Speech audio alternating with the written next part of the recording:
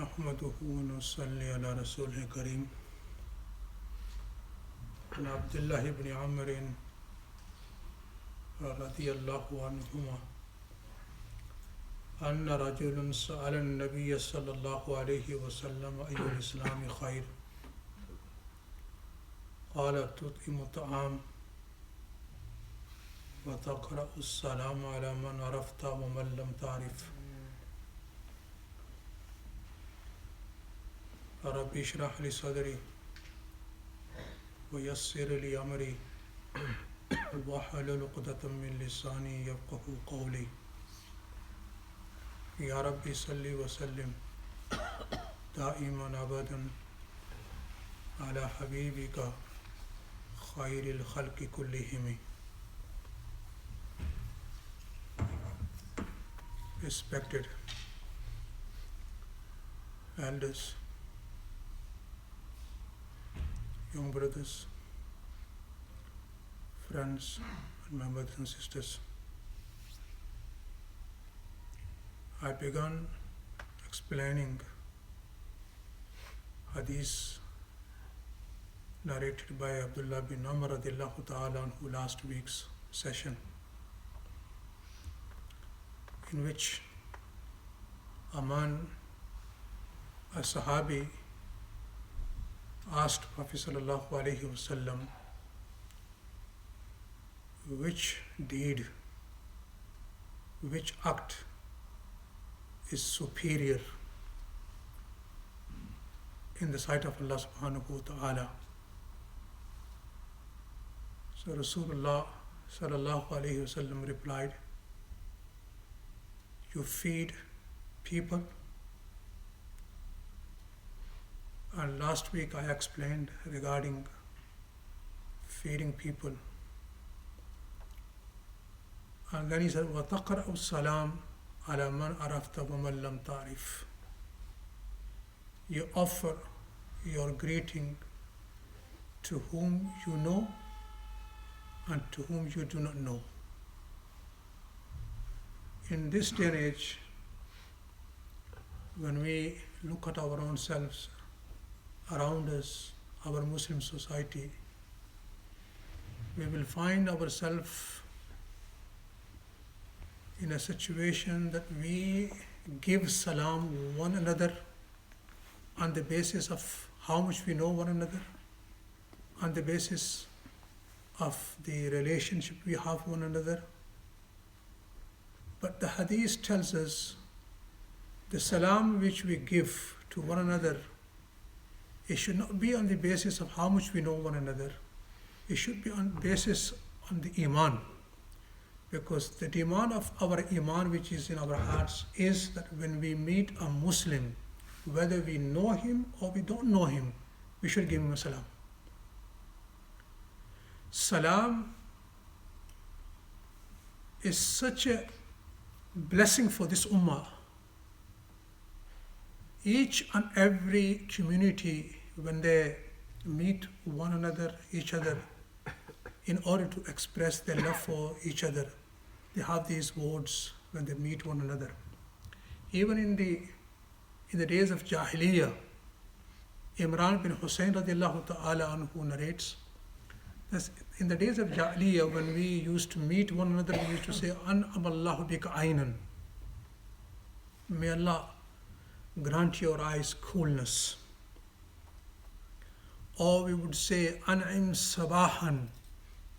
May your morning be happy. He said, when Islam came, Rasulullah sallallahu alayhi wasallam taught us to give salam. And have you ever thought when we are giving a salam or when we are replying to one's salam,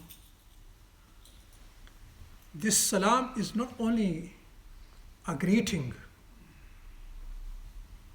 rather this salam is a zikr of Allah subhanahu wa ta'ala. Why?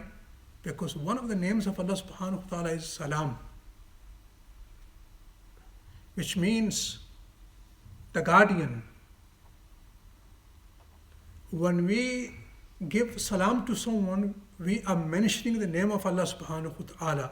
when the name of Allah is mentioned, we are remembering Allah subhanahu wa ta'ala. And not only that, the person whom we are giving salam to, we are reminding him of Allah subhanahu wa ta'ala by mentioning Allah's name. And also, we are reminding him that may you remain safe from me. And when we say Assalamu alaikum, we mention the name of Allah subhanahu wa ta'ala, that nothing can happen without the will of Allah subhanahu wa ta'ala. So the salam, number one, it is the dhikr of Allah subhanahu wa ta'ala. Number two, we remind the person whom we give salam that, we remind him of Allah subhanahu wa ta'ala. And number three, salam is a dua. When we give salam to someone, we are giving dua to him. That, may you remain safe and may you stay in safety, in security, and you will have no harm and you will face no discomfort from me. So salam is something that not only is a greeting, but it's a dua, and also it's a dhikr of Allah subhanahu wa ta'ala.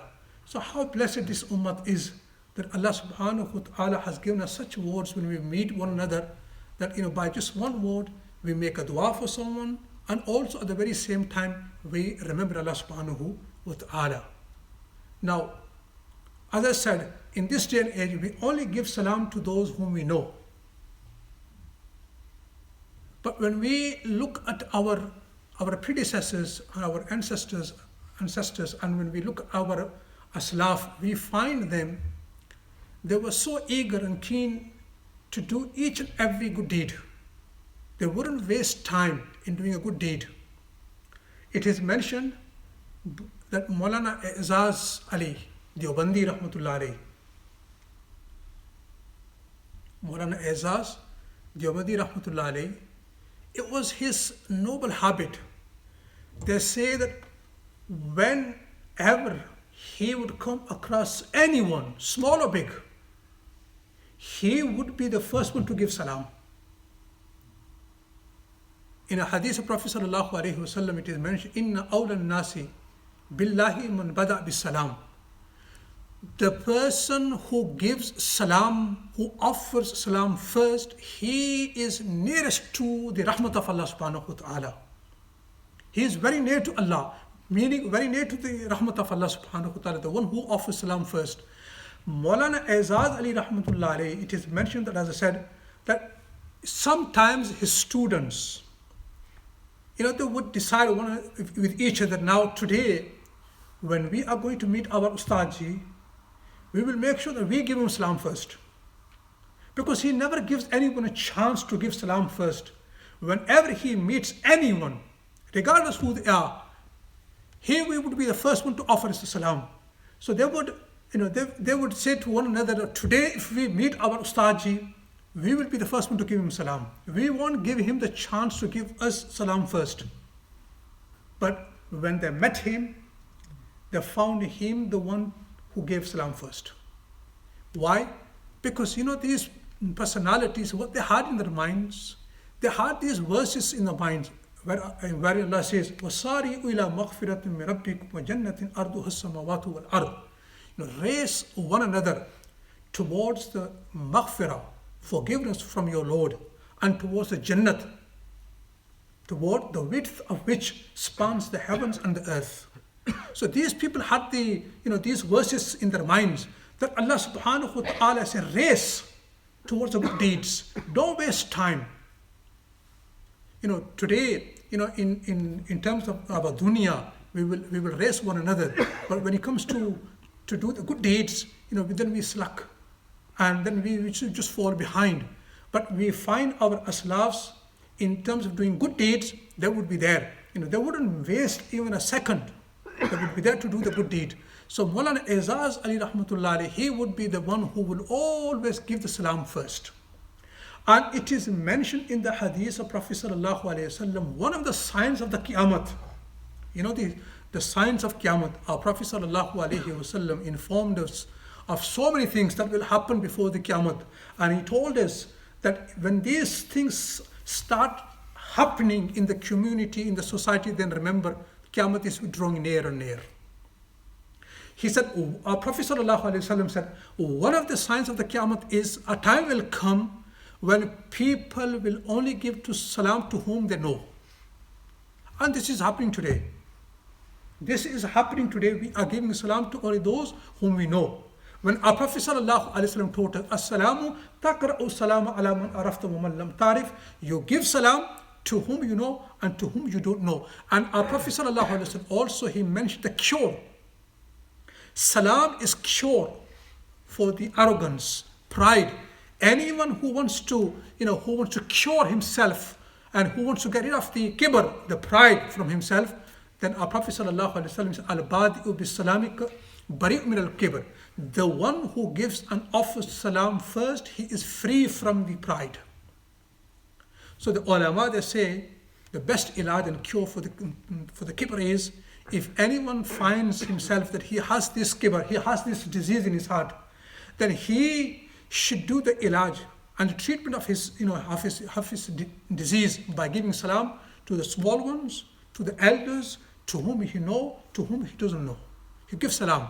As I said before, sometimes, we can justify by not giving salam. Maybe the person I met or I came across, I never knew who he is, because I don't know if he was a Muslim or not.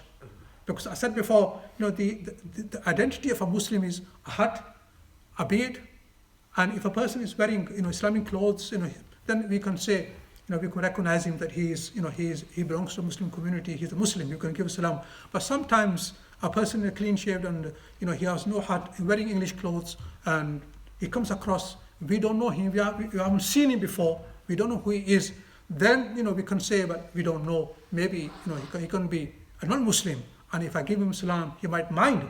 So here we can justify. But when we come to know someone is a Muslim, but we don't know him, we don't know, he doesn't know us, we don't know him, and we come across and we find ourselves, this includes myself and all of us, we come across so many Muslims, although we don't know each other, but we know he is a Muslim, or they know we are Muslims, but each of us don't give salam to anyone. We just cross one another without giving salam. When we find the hadith of Prophet ﷺ, in which he says that it is the right of a Muslim. There's a hadith of Prophet ﷺ, there are 6 rights of a Muslim upon another Muslim. إِذَا لَقِيتَهُ فَسَلِّمْ عَلَيْهِ. Rasulullah sallallahu alayhi wa sallam, in one hadith he says, there are rights of one Muslim upon another Muslim. One of them is, when you meet him, you give him salam. This is right. This is the right of every Muslim. That when he meets us, we should give him salam. This is his right. And the second right is, if he invites us for a food, for a meal, then we should accept it. Providing, if we come to know the da'wat he is giving us, maybe some, a ghair shari, something that, something contrary to Sharia is happening, then we can avoid it. But if the da'wat is permissible, and if we know, nothing is, the non-Islamic is included, that then we should accept the da'wat. If somebody is giving us a da'wat, we should not refuse. Sometimes this refusing it, this will be a sign of arrogance. Somebody with love, he's coming to us, inviting us for a food, and we refuse it. This is takabbur, this is kibr. So Prophet ﷺ said, this is the right of a believer, that when he comes to invite you for a food, you should accept his da'wat. Unless if you have a valid excuse not to attend his da'wat, then this is another case. But if we are there, we have no excuse, and we can't attend the da'wat, we should accept it, we shouldn't refuse it. And our Prophet ﷺ said, the third right of a Muslim is, when he seeks your advice, then be loyal to him. Give him advice. If a Muslim comes to you and he seeks, I need your mashwara, I need your consultation, I need your opinion, I need advice from you, we should give him advice. Don't hide it. If you think, you can give advice, give him. If you think you can't give advice, tell him that, brother, I'm not in a position to give advice to anyone. You refer him to someone who can give him advice. This is his right. If he comes to us for a mashwara, for opinion, for a guidance, then for advice, we should give him advice. We should not refuse. No, I don't have a time. Muslim comes to us for advice and we refuse it, and we just, we say, no, this is wrong. This is his right, and we give him advice. And our Prophet ﷺ, he says, when a Muslim falls ill, if he becomes ill, then we should visit him. This is his right. And when a Muslim dies, then it is his right that we offer his Salatul Janazah. And if we have a time, we go to the graveyard, to the burial. So these are the rights of a Muslim. Now, one thing regarding salam, to give salam, you should remember, to give salam, to give salam, it is sunnati mu'akkada. And to reply to salam, it is wajib. It is wajib. Now remember, the reward of faraid, obligatory acts, is much more than the wajibats. And the reward of wajibat is much more than the sunnats. But there is only one masala. Remember this. There is Mufti Rafi Daman Barakatun writes, there is only one masala, there is only one act in Islam in which the reward of sunnati mu'akkada is more than the wajib. And that is to give salam, to begin with salam, it is sunnati mu'akkada. And to reply to the salam is wajib. Here, to start with the salam, it has more swab than replying to one's salam. So this is the only masala in which the swab of sunnati mu'akkada is more than the wajib. And when we look at the Sahaba Ikram, how much keen they were and how eager they were to act upon the sunnah of Prophet sallallahu alaihi wasallam. And do you know how much reward we get when we give one salam to a believer? When we say assalamu alaikum to someone, the reward we get is 10 deeds are written in our book of deeds. 10 deeds, 10 good deeds are written in our book of deeds. Just imagine. So Hazrat Abdullah bin Umar radiallahu ta'ala anhu, Abdullah bin Umar radiallahu ta'ala, he was one of the companions, who would always look for the sunnahs of Prophet sallallahu alaihi wasallam. He would die for it, he would go for it. He would act upon every sunnah of Prophet sallallahu alaihi wasallam. His students mention that it was his habit. He would go to the market. He would go to the market along with his students, and he would go around, walk around, and come back. His one student, Tufail bin Ubay bin Ka'b, he says, one day he was sitting, and he asked me, let's go to the market. And he said, I said to him, oh Hazrat, we've been going with you to the market. Neither you buy anything, nor you sell anything, nor you sit with the people in the market, nor you talk to anyone. What's the point going there? You know what he said? He said, what do I do when I go there? He said, the only thing you do is you give salam to people. He said, this is the reason I go. He said, the only reason I go to the marketplace is so that whomsoever I meet, I give him salam. I only go for this purpose, just to go and give salam to anyone. So today I will be taking you with me so that we can go and meet the Muslims and give them salam. Just to imagine these personalities, Jannat was guaranteed for them. But we find them, giving salam today, we might take giving salam as a very little amal. We may not give any importance of this amal. But look at the Sahaba Ikram, how much importance they would give to salam, that this Sahabi Rasul Abdullah bin Umar radiallahu ta'ala, he would take a time out, he would go to the market, he would walk around, and all his amal was just to give salam, nothing else. He wouldn't buy anything, he wouldn't sell anything, nor he would ask a price of anything to a shopkeeper. He wouldn't ask, like we go to marketplaces or shops and we ask how much is this, how much is that. But he wouldn't ask anyone anything, how much this is. He wouldn't ask. All his amal was just to walk around and give salam, and that's it, and come back. And he would take his, students just to give them the lesson.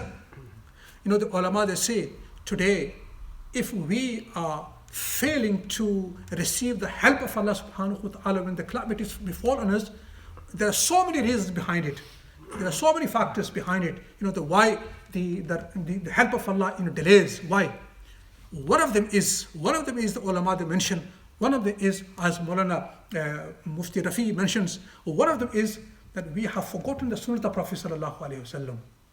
Since we have turned our backs to the sunnah of Prophet sallallahu alaihi wasallam, we are losing the help of Allah subhanahu wa ta'ala. And the help of Allah subhanahu wa ta'ala is delaying. The help of Allah, Allah inna nasrullahi qareeb. Allah, clearly says, don't worry. If any calamities comes upon you, the help of Allah is there. But in this day and age, the help of Allah is drawing far and far away from us. Why? Because we have forgotten the Sunnah of the Prophet sallallahu alaihi wasallam. There are so many reasons, but one of the reasons is that we have forgotten the Sunnah of the Prophet sallallahu alaihi wasallam. We have forgotten to opt upon the Sunnah of the Prophet sallallahu alaihi wasallam. For this very reason, the help of Allah subhanahu wa ta'ala, it's delaying and not coming to us when we are in need of the help of Allah subhanahu wa ta'ala. So Prophet sallallahu alaihi wasallam in this hadith, he says, the demand of our iman is that we should give salam to everyone, whether we know them or we do not know them. We should give them salam. And upon salam, the reward Allah subhanahu wa ta'ala promised is, you give one salam to someone, you will receive in return 10 good deeds will be written in your book of deeds. I ask Allah subhanahu wa ta'ala to give us tawfiq to act upon what we hear and say. Allahumma salli ala Sayyidina wa Maulana Mohammed wa ala alihi wa sahbihi wa barik wa sallim. ربنا آتنا في الدنيا حسنة وفي الآخرة حسنة وقنا عذاب النار.